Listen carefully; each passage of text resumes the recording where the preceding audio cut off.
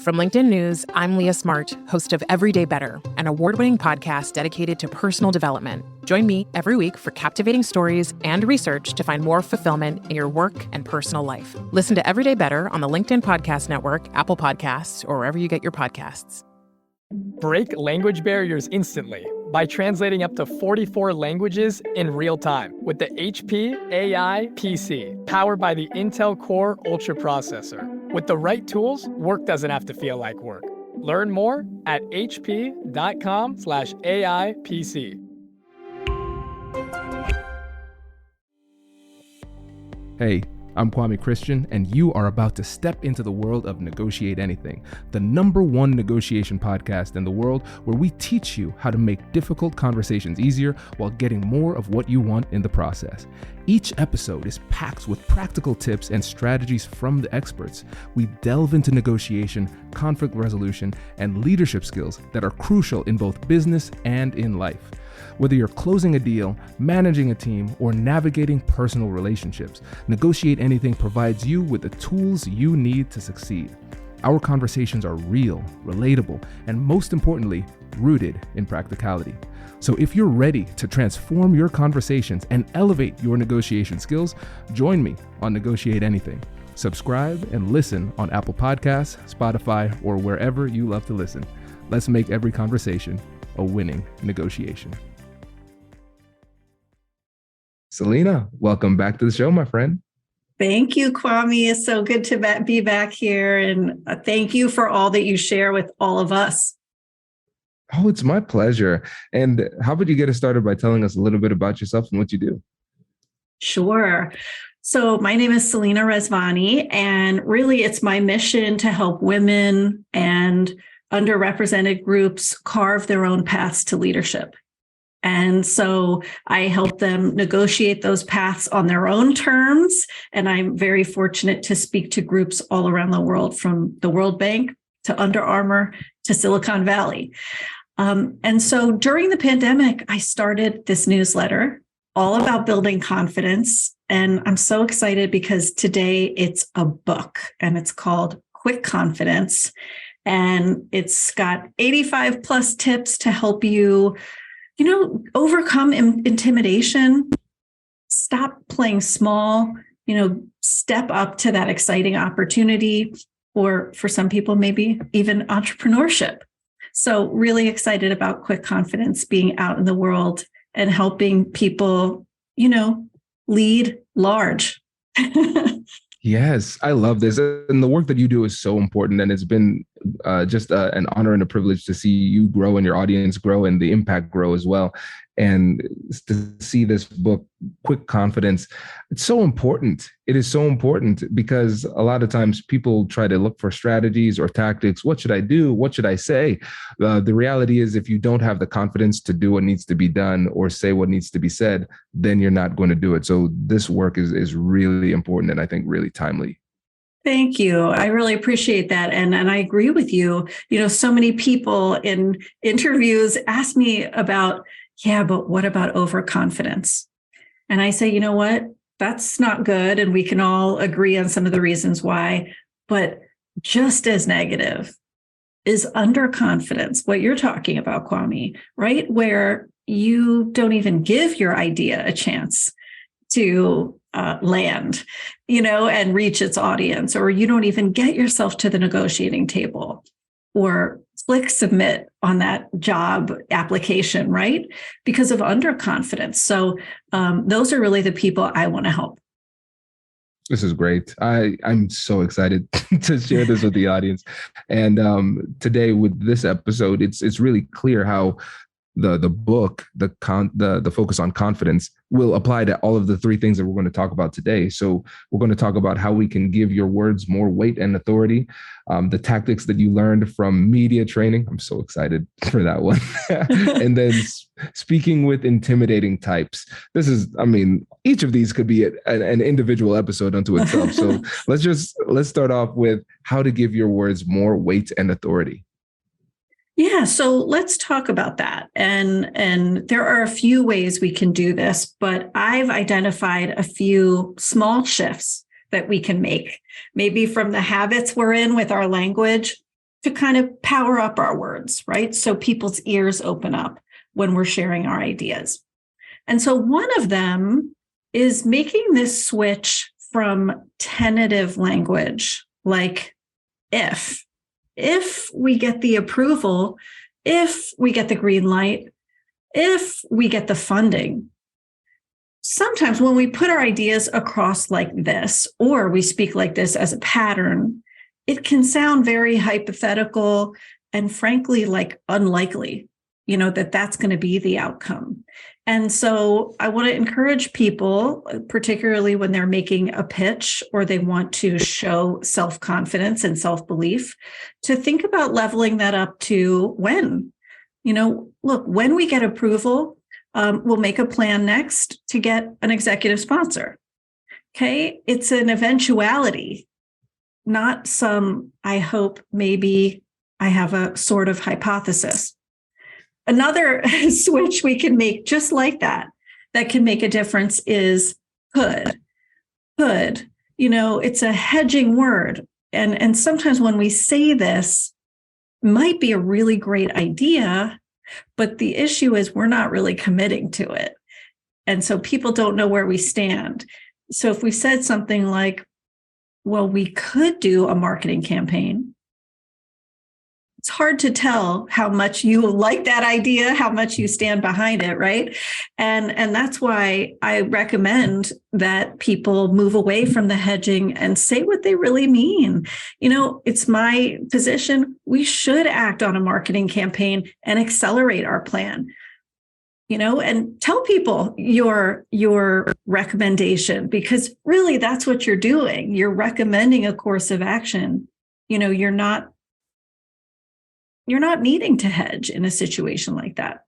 And then one more of those kind of switches that I like is checking yourself a little bit when you're saying can. The reason why is, there are times we need to say, can we take a break right now? Or can we adjourn and come back? Sure. But there are other times where you're not actually asking for permission from the group or what I mean? You're making a statement. So if you say something like, hey, can we all agree to interview another candidate? That's one way to do it. But I think a stronger way is to use the word let's. That little word let's is incredible because it inspires forward momentum. It signals self-confidence.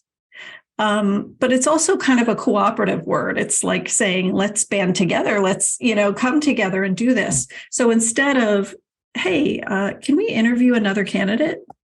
It's saying what you really think, which is, let's interview another candidate so we can find a better match.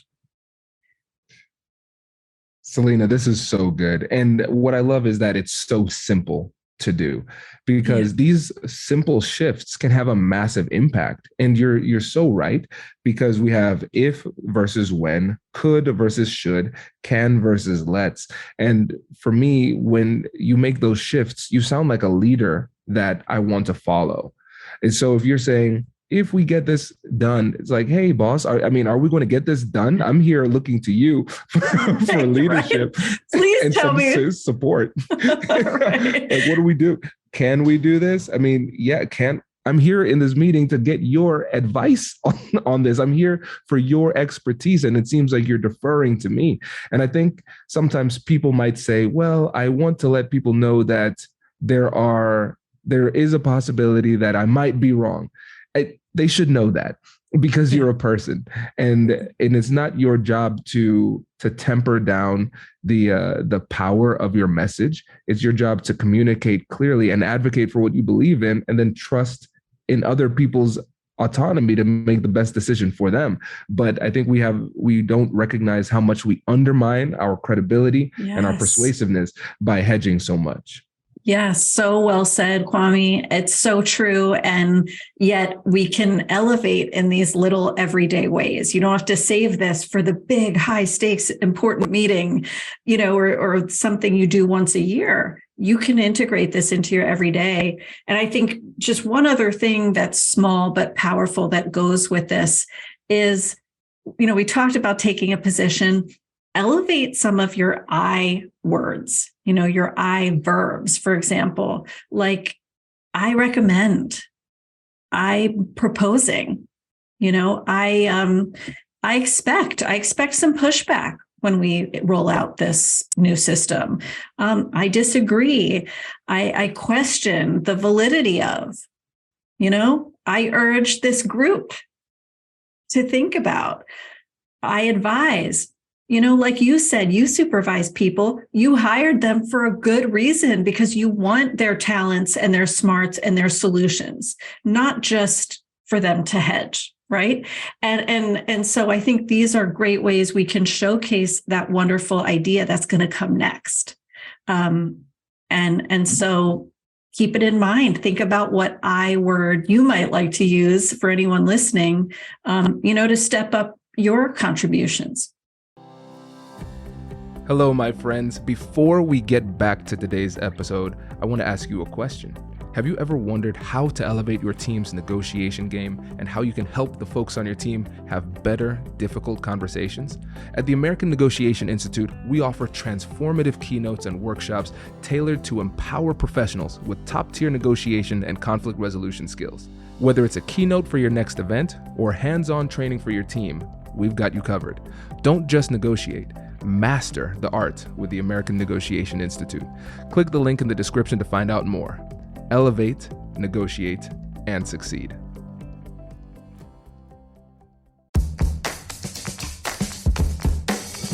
Hey you, I'm Andrew Seaman. Do you want a new job? Or do you want to move forward in your career? Well, you should listen to my weekly show called Get Hired with Andrew Seaman. We talk about it all, and it's waiting for you, yes you, wherever you get your podcasts. Introducing the HP AI PC, your powerful AI assistant. Easily search through personal files, gain valuable insights, and make smarter, more informed business decisions. Unlock the future of work today with the HP AI PC, powered by the Intel Core Ultra processor. With the right tools, work doesn't have to feel like work. Learn more at hp.com/AIPC.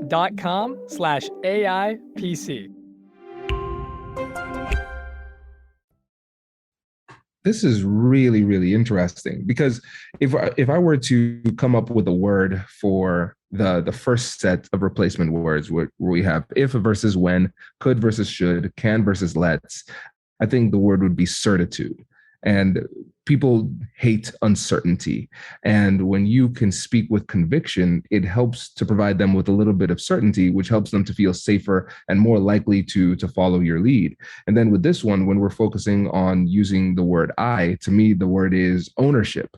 We're taking ownership. It's not that this is something hypothetically a person could potentially do in this situation. What we're saying is that, no, I own this. I believe this. And that, again, leans into the level of conviction you bring to the conversation, too. Yeah, and that's such a good differentiation, both for people to hear and for me too, by the way, Kwame, because you just broke it down in such a just really clear, laser-focused way. But look, it's absolutely true. Amy Cuddy, the psychologist at Harvard, said once, you've got to sell it to tell it. You've got to get some conviction in there. And I think the best leaders do this, even knowing it's not bulletproof. It doesn't need to be bulletproof before you say it. It needs to be very good, thought out. Feel like a strong idea in your mind. And maybe you have some reasons to back that up. But I think when we strive for perfect or bulletproof or, I need 3 more weeks and 3 more weeks to research it, we lose out. So like you said, know that the people around you will kind of right size that idea. They'll give you feedback and input if it can't work, but you got to give it a chance in the first place. Absolutely. And one of the things we have to make sure that we address is the fact that it's it's an easy fix. I'm using air quotes aggressively here. It is an easy fix in terms of, hey, these are simple semantic shifts, but it's going to be difficult because we're going to have to reprogram our brain because we have a lot of bad conversational habits. And the transition is going to take some time, but it's going to take a lot of self-awareness and willingness to make those adjustments in the moment. And I think about times where I was, for instance, in college, trying to eliminate the word like as a filler word. It can feel awkward at first, but it pays dividends down the road. Yeah, you're so right. And from negotiating too, I can relate to that urge to fill in the silence after you make a request. It can be so strong. And yet, like you said, it feels awkward when you stop doing that. And yet that's where so much of your power is letting it land in this clean, clear way. So I'm right there with you. And I'm all for experimentation, practice in low stakes ways in your life with your family and friends, with the shop owner, at a restaurant. It doesn't need to be like right into that really high stakes meeting. Agreed. And I think this is a great opportunity for us to transition into the tactics that you learned from media training. Can you set the stage there for us? Yes. So at my last corporate job before being an entrepreneur, I was very lucky to be sent to media training. And I went to it, learned some really cool things. And I thought these are so applicable to all kinds of experiences, job interviews. How about when you're asked a question in a big meeting with lots of visibility and you don't know the answer? And so I got really excited about it. So some of those tips include this idea that you do not need to answer the exact question you are asked, but you can answer the question you wish you were asked. And my goal in sharing this is not to try to make people into a politician or say, go ahead and dodge the question. But the real, situation here is there are times you are asked a question where that's not the most meaningful issue. So let's say we're in a really important all hands meeting at our organization and you are not expecting it, but somebody says, Selena, give us an update on the color green. And I'm not ready to give that update. I don't actually have a lot of insight right now into the color green. I might say something like, you know what?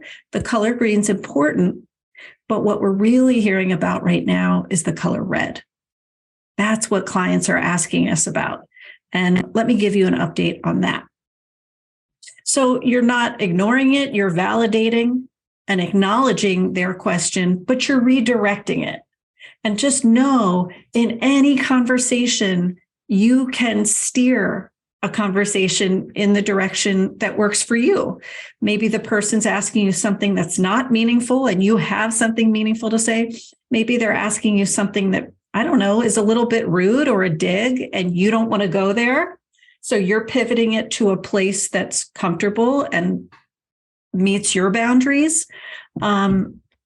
And so realize just because you're asked that question doesn't mean you have to answer that exact one. And that is liberating once you absorb that and acknowledge it.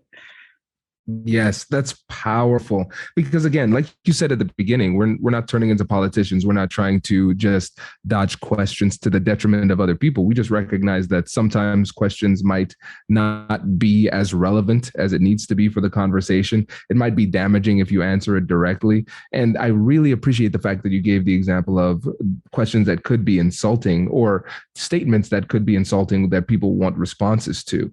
And in those situations, you're doing yourself and them a favor because You don't want to have to go down that negative rabbit hole. And then sometimes if you have to hold somebody accountable in those conversations right there, it could really have a detrimental impact on the flow of the conversation too. So instead of giving them the spanking they deserve in that moment, that's right. That's right. You're giving them a little bit of grace. It's like, I'm allowing you to save face in this moment, and we're going to pivot into something that's relevant.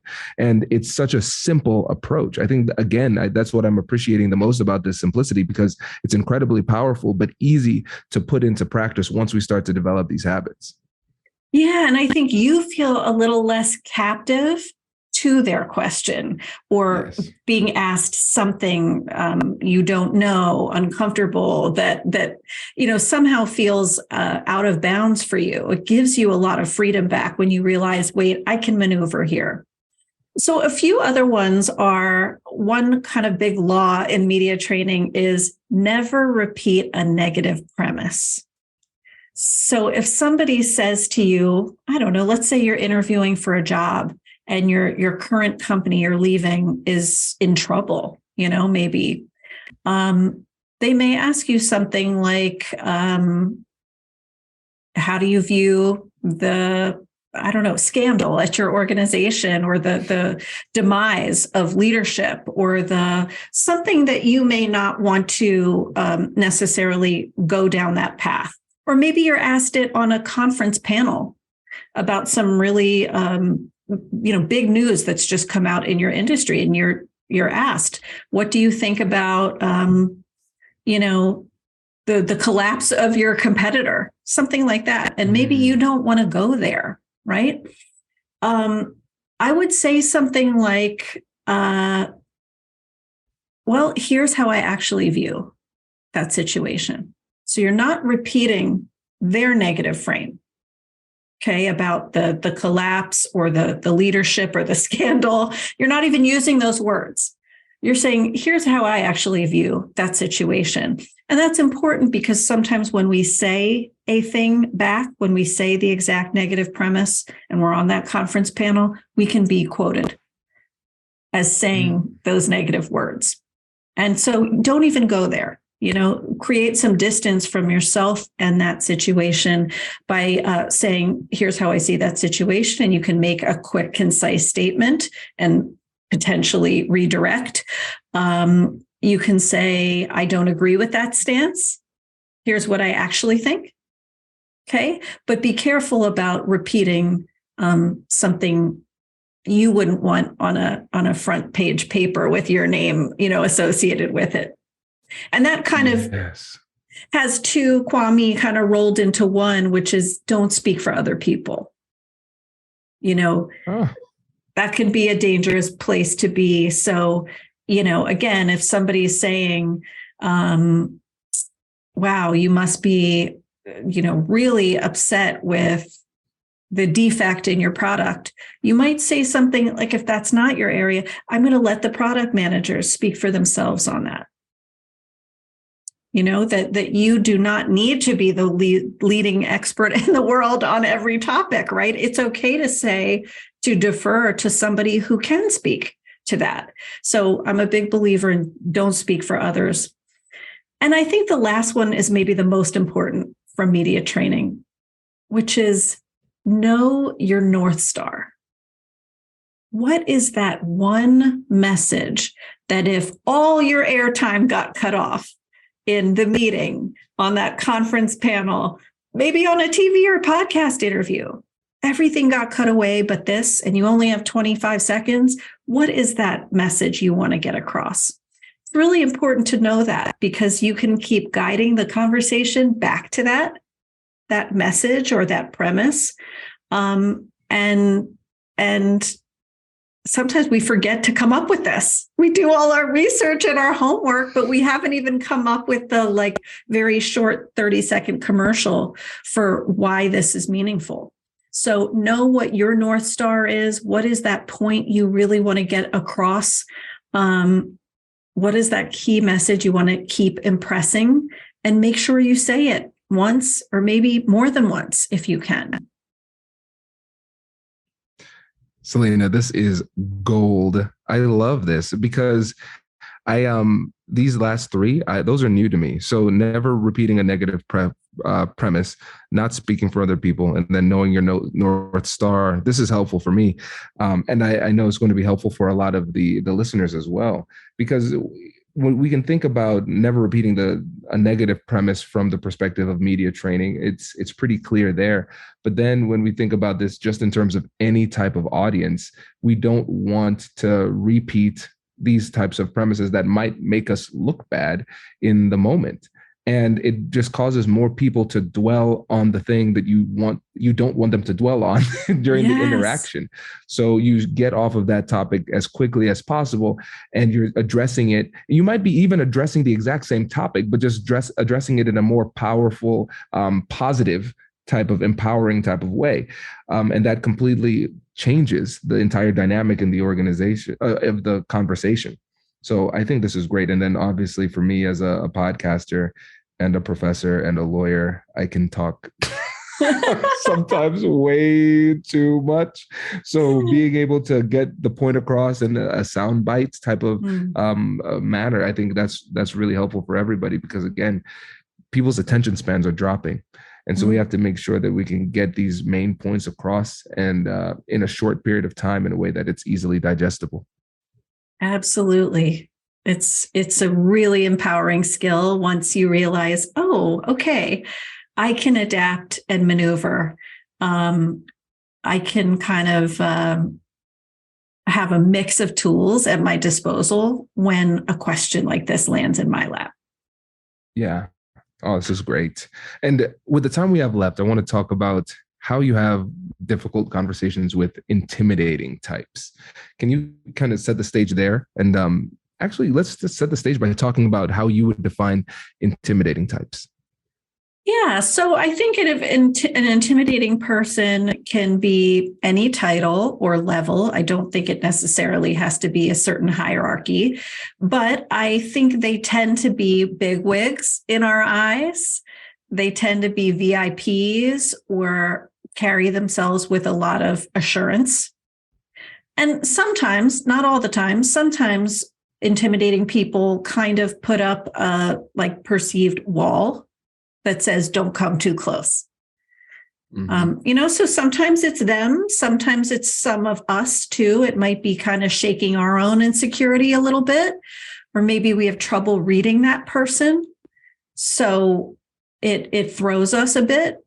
But I think it depends who it is in your life. For me, with my clients, and one of the things I go deep on this topic in my book, Quick Confidence, about is with executives and higher ups, because that's the one I hear from people the most, is that I feel intimidated talking to executives, feel like I'm supposed to be really fast and really efficient and confident. And it's a lot.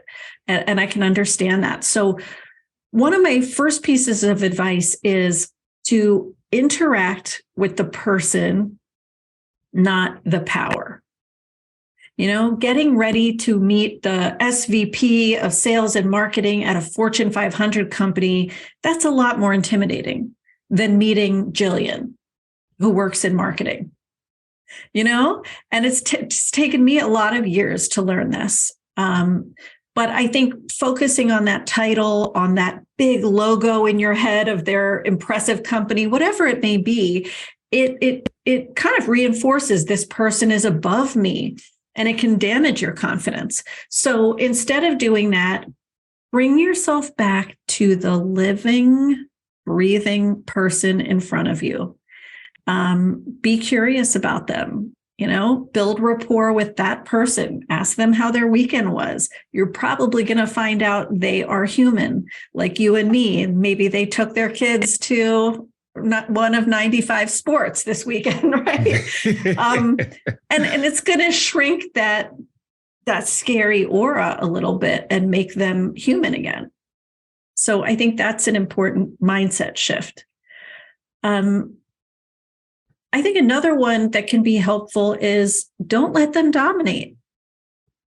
Sometimes intimidating people might be used to dominating, and a lot of times people will just kind of make a space and shrink themselves to a degree.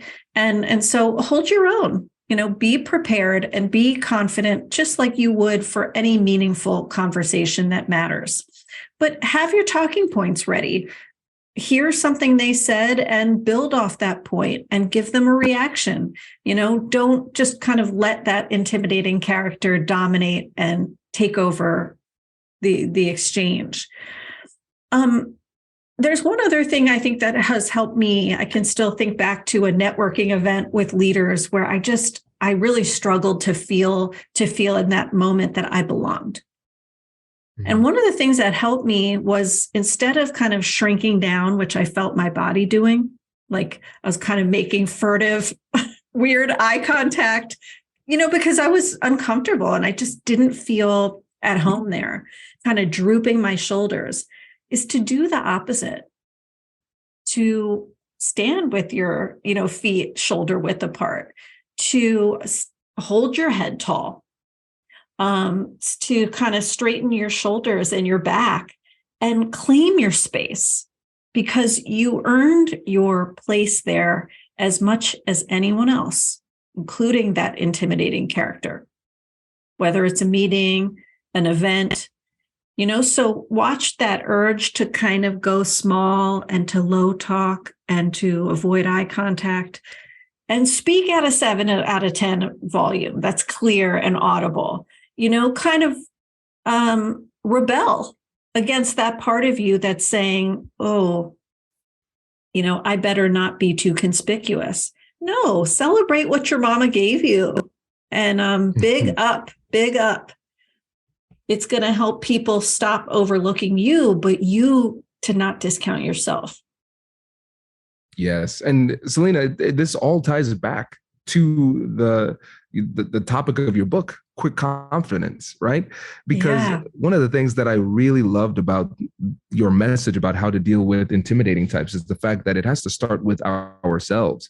You have to believe that you're worthy. You have to recognize that they are not above you. They are not better than you in any type of way. Just recognizing their humanity and acknowledging the shared humanity in the interaction. But then also just recognizing that the way that we carry ourselves will matter as well. Yeah.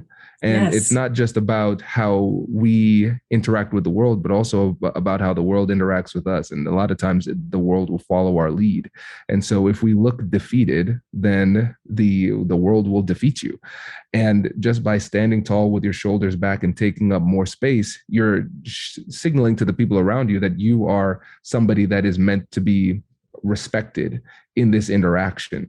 But if you look like somebody that someone else can take advantage of, then it almost emboldens them to operate in that type of dominating type of way. Because when you think about the 3 tips that you gave, it's only one that focused on what you do directly to them, where we don't let them dominate the interaction. The other 2, interacting with the person, not the title, and then also with your body language, do the opposite of what it is that your body wants to do, take up more space versus shrinking down. Those all have to do with yourself. And I think that's what's the most empowering thing about all of this. Yes, beautifully captured. It's true. First, you see yourself as powerful, then other people follow suit. And so it's wonderful what can happen when you make these little investments in your confidence. You're going to really improve your social confidence, but also your willingness to take some bigger swings in your career, which is really exciting. Yes. Oh, this is great. This is great. So Selena, last question. So let's say I'm not feeling confident, but I need some quick confidence. What should I do? Okay. Or let me make it really clear. What should I buy? I love it. Well, it's your first stop has to be buying quick confidence. That is going to help you. And seriously, though, it was born out of this viral newsletter that has helped so many people and become a community. And I'm really confident it can help all of you too. So, realize no matter what your starting point, you can get better at this, but it sure helps to bring that growth mindset that I can only get better if I practice, if I experiment, if I expose myself to new things. So may we all be so fierce. I love it. Selena, thank you for coming back on the show. Really appreciate it. Listeners, we are going to link everything in the description, so make sure you check that out. Wait. Now, before you sign off, I have something to tell you that I've never told you before. Just kidding. I've told you before, but you should listen to it again. I want you to know about Negotiate Anything Premium. Imagine all of the things that you love about our traditional feed, plus so much more. I know you like our traditional feed because you're at the end of the episode. And with Negotiate Anything Premium, you'll get more bonus content you've been asking for, more of the expert insights that you can't get anywhere else, and more exclusive behind-the-scenes access into every conversation. Are you ready to get more of what you want out of your life, career, and every conversation? With Negotiate Anything Premium, you'll have access to more high-level, custom-designed content and insights, giving you the tools you need to negotiate higher salaries, better deals, and better relationships in your life and career. Once I had a listener share that Negotiate Anything helped her to negotiate a $53,000 raise. Could this be you? What would that mean for your life? I've seen firsthand the impact this model has had on my life and the lives of my corporate clients, and I am confident that it can do the same for you. Are you ready to negotiate more of the best things in life? Click the link in the show notes to learn more. I'll catch you later.